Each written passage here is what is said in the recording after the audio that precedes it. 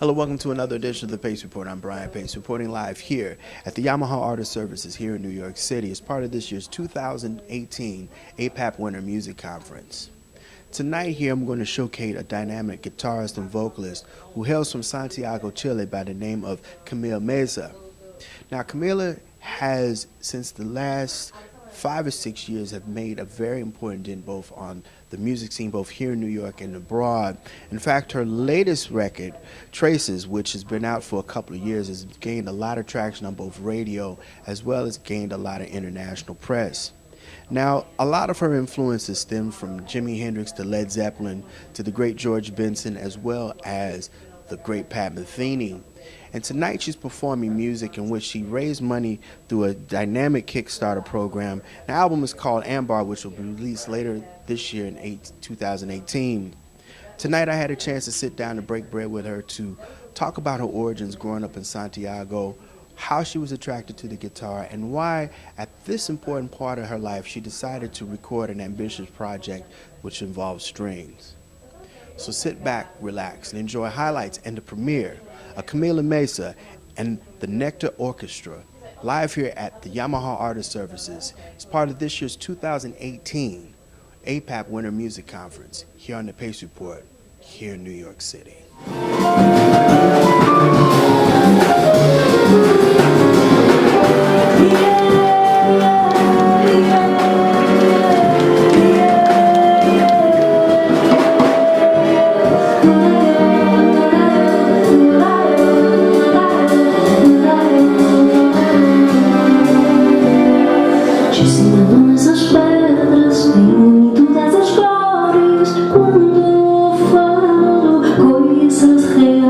E no silêncio dessa natureza, eu que amo meus amigos, livre, quero poder dizer. Eu vejo esses beijos se for de coração, eu vejo essas marcas se for de coração, eu vejo esses beijos se for de coração, eu vejo essas marcas se for de coração, eu vejo esses beijos se for de coração, eu vejo essas marcas se for de coração, eu vejo esses beijos se for de coração.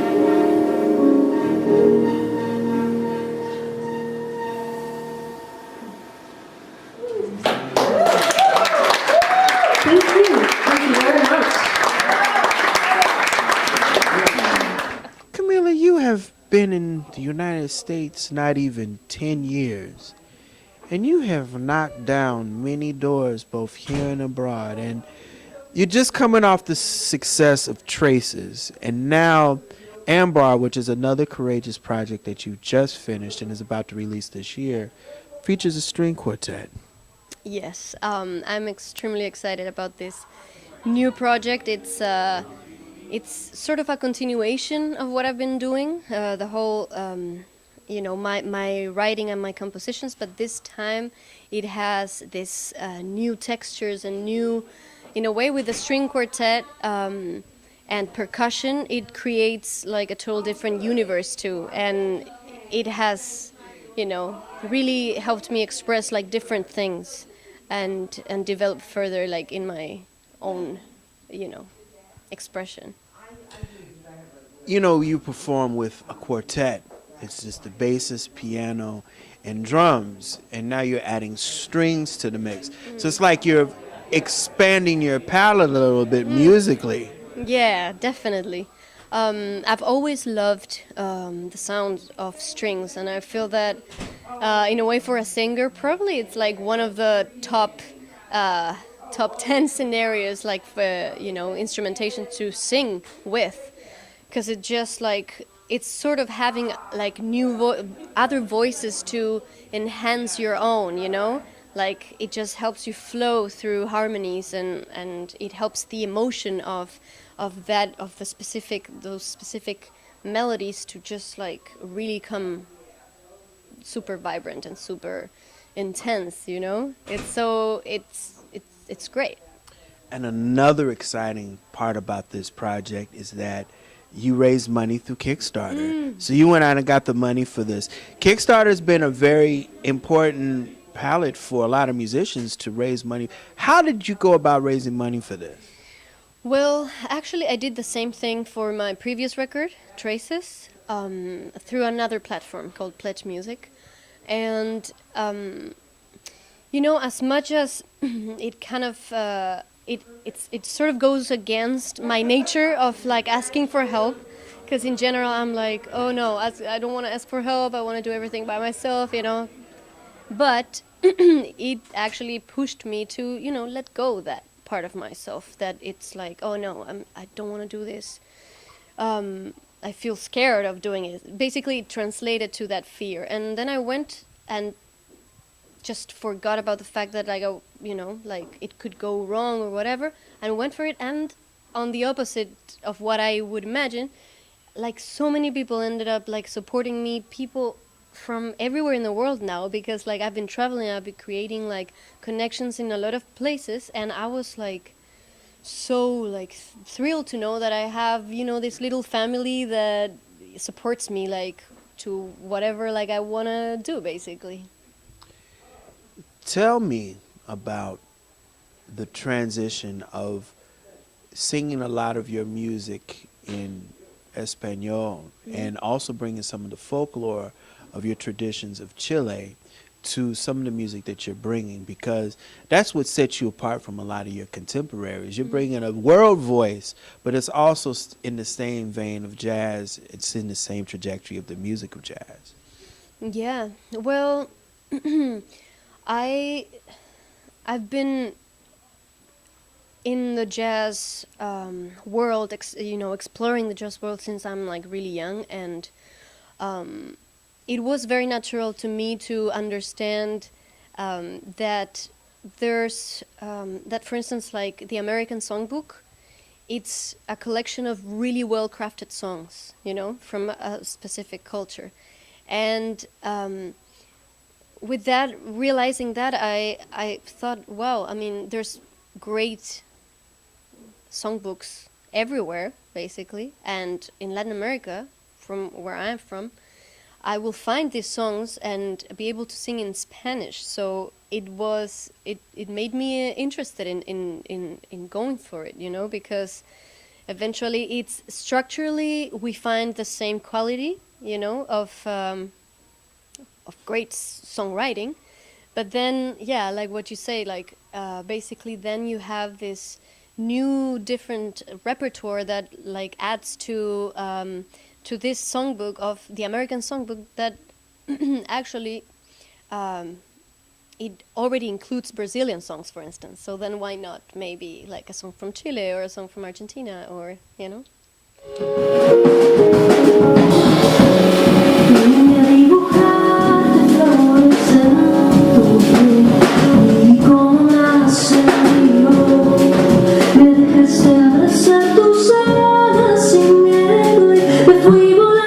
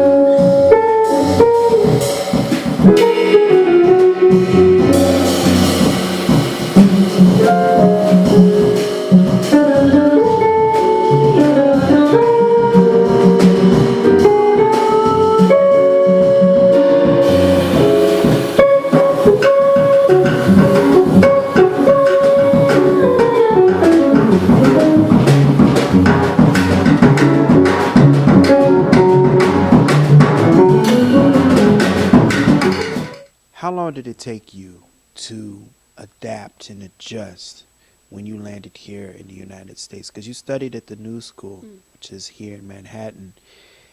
You know, I've interviewed a lot of musicians here on the Pace Report from all over the world, and it seems that New York and America does things to people musically and culturally. How did you adjust to all of this? Because you're still a newcomer here in New York. Yeah, well, I've been here now, as you said, 9 years. And definitely the first year for me was hard, especially because I came by myself and I don't have relatives in America. And a little bit of the going from it could sound like not important, but going from summer to one of the coldest winters that we saw, that was 2009. I was like, whoa, okay, snow is fun, but not necessarily at this moment. And then going to school, I found a lot of support, but also I found a lot of competition, a lot of having to prove yourself a lot and having to kind of really find the people you connect with to create a new family, you know. So I would say that like definitely that first year was like in a personal level was the hardest, and then obviously economically, you know, like at the first years you're doing every gig anywhere for any amount of money, so there's so much work involved because I was studying, and then immediately after I would go and play at a bar or at a restaurant, or, you know, just like a $30 gig here and there, and like carrying my amp up this, you know. So I'm glad I moved like young. I moved to New York young, because like you need so much energy those first years. It's like, but I was excited about that too, you know. I was excited about the challenge and about, you know, try to make things happen. It's I love the challenges. You know, I've interviewed Peter Bernstein here on the Pace Report. He was one of the teachers that you studied, and you also studied with Vic Juris and Steve Cardenas. Yeah. What was it about Steve? Because Steve is he's so in the idiom of great guitar players, and he's blazed his own name in the jazz world also. Yeah. You got to come with some chops when you're with him. Yeah. Well, the three guitarists you named, I respect them so much. They were incredible teachers for me, and I still listen to them. You know, listen to their records, and well, particularly Steve. He was so generous with his like harmonic wisdom. Sometimes we would just, I literally would just, he would play like some of his monk arrangements, and we would stop like, oh, what did you do there, you know, and like, oh yeah, and he would just share everything, and yeah, he would be super encouraging too, you know, like a great teacher, kind of like, yeah, keep developing your ideas and keep just, yeah, getting better at what you do. This is interesting. You know, you hail from Santiago, Chile, and a lot of the music from your part of the world is guitar based. Flamenco. There's some other music genres that I'm having a mind fart with that I can't name right now. But I noticed how you collaborate with the guitar and your vocal, and I want to know some of your major influences. Because I know that Pat Metheny and George Benson are two of your influences, but you got some Brazilian influences also. Oh yeah. Well, I have definitely in the vocal world, one of my favorite singers is Elis Regina, for sure. God rest her soul. Oh yeah. And then it's interesting because I didn't discover him when I was starting, but then after a few years I discovered Toninho Horta, and he does sing and play and does like, and I was like, whoa, this is like, you know, something that I really like doing, and he's doing that. So like, I definitely like, I love his stuff, and actually him and Pat Metheny, they exchanged a lot of information. You know, Brazilian music is unique because it's still like a brother or a sister to jazz music, because there's a lot of chord structures and harmonies that are connected to the idiom of jazz. But what is it about your native country of Chile that separates from Brazil and other parts of Central and Latin America? Well, our traditional music, actually, it's more of a mixture of native Chilean and European. We unfortunately, well, this is a weird statement, but we didn't have African descent people in our country. We didn't have slavery, so we're one of the few Latin American countries that, you know, in that sense we missed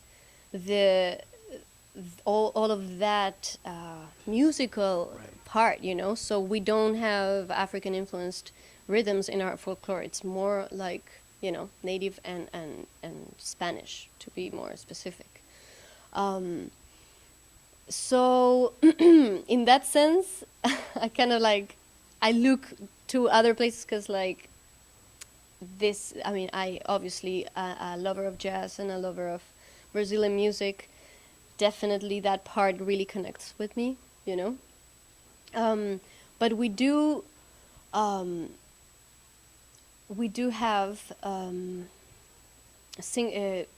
cantoras. We have, there's there's very different styles, like from north to south. It's such a long country that like it's you have a lot of different rhythms, and yeah, I would say that that's the main difference. Like they're not African influenced, you know, and specifically harmonically, there's this they call them the new song, led by someone like Violeta Parra, that you might have heard. She was the composer of Gracias a la Vida. It's almost like a hymn in Latin America. And also Victor Jara, who is, both of them took a lot of the folklore from Chile and made new songs, and added a little bit more different harmonies too, and developed harmonically like, you know, the more like basic harmony into a little bit more sophisticated. I'll be careful with the colors that I choose to paint the roads inside my mind. 'Cause I've been longing for this moment to behold. There's just few colors made of one. Then I grow out and take a walk, and you surprise me with a song you left behind.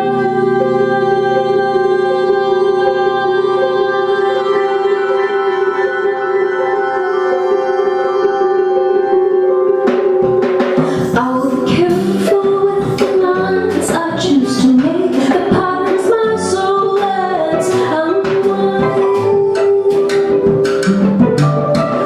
'Cause every line leads to another when we're drawing life in fruit of silence. Then you come out to meet me. I just fall in love with how you know this might begin.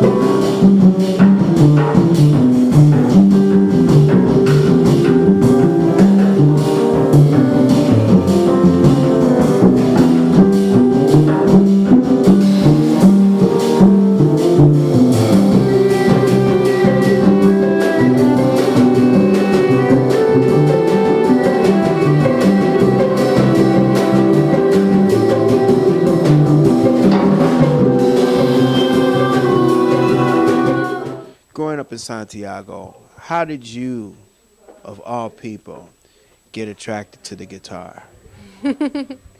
Um, so, yeah, every time I've been asked this, I remember that my first tendency was piano. Like, I actually wanted to be a piano player, and I started asking for it, and never came. So, like, I guess, my need to start expressing through an instrument was so big that then I saw those acoustic guitars that we had, like my mom had bought a long time ago. And then I started just playing, and um, it was like my way to connect with like this other world that wasn't, going to school and like talking about things that like didn't interested me or something. It was like a moment of totally my world and my vibe, and then I asked for an electric guitar, and I think that's like the shift to actually committing really to music, because it felt so good to play electric guitar, and I started writing my songs. I got inspired by the instrument, and I made like this like small band. Yeah, and then it started and it never stopped. So part of it is sort of serendipitous because the guitar was there, but I think we were meant to be together. What inspired you to come and study at the New School in New York? What inspired you to make your foray to the United States? Well, I was definitely curious of the New York scene because back home, because I was into jazz and I was like listening all these records and Live at the Village Vanguard. What are those things? Like, and then I had, after working on a cruise ship, I got enough money to spend to fly to New York and spend a month. I spent like a little bit more than a month.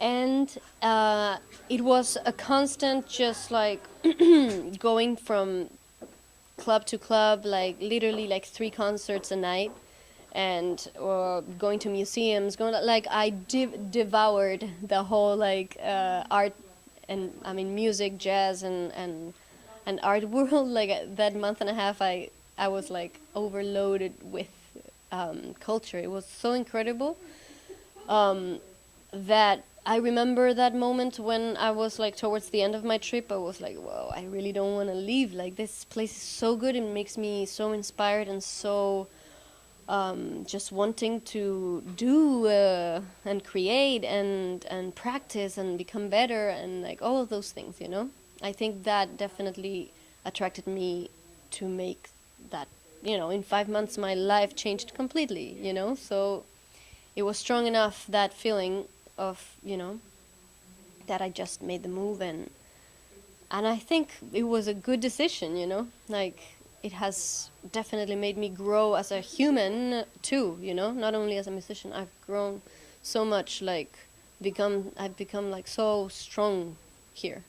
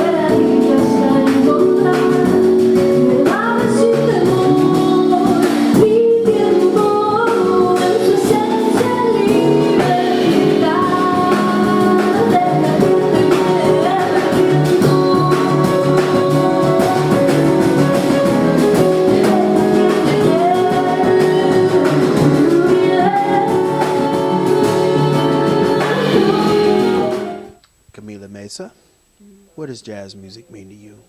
Ooh, it is the hardest one. The hardest question. Well, I think for me it's definitely a broader thing. It's like a way of being in touch with the moment and liberate yourself through music and connect. It's many things, I guess. Connect with your that community, the musicians and the audience in like a really deep level that basically will free us all, you know? I think it's, I don't know, just like the idea of music that, you know, if you take care of the tradition and you take care of your approach and your own voice too, it just gives so much back, you know.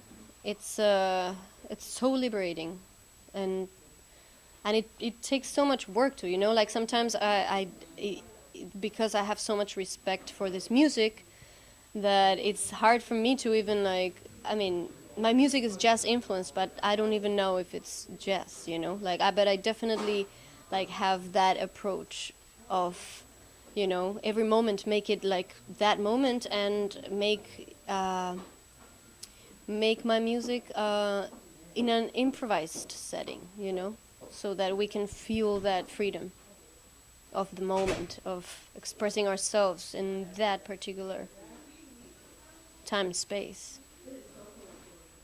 That'll do it again for another edition of the Pace Report. I'm Brian Pace, reporting live from this year's 2018 APAP Winter Music Conference here at the Yamaha Artist Services here in New York City. I'd like to personally congratulate and thank Camila Meza for her time. People, make sure you go out and support her upcoming project, the Camila Meza and the Nectar Orchestra, and her album, Ambar, which is coming out later this year. Also, I'd like to personally thank Ms. Karen Kennedy and 24/7 Artist Development for arranging my time with Camila. Also, I'd like to personally thank the organizers of this year's APAP's Winter Celebration. As always, please visit my website, www.thepacereport.com, for my weekly column, as well as my past segments. Until next time, remember, if it's in the groove, it'll make you move. Till next time, peace.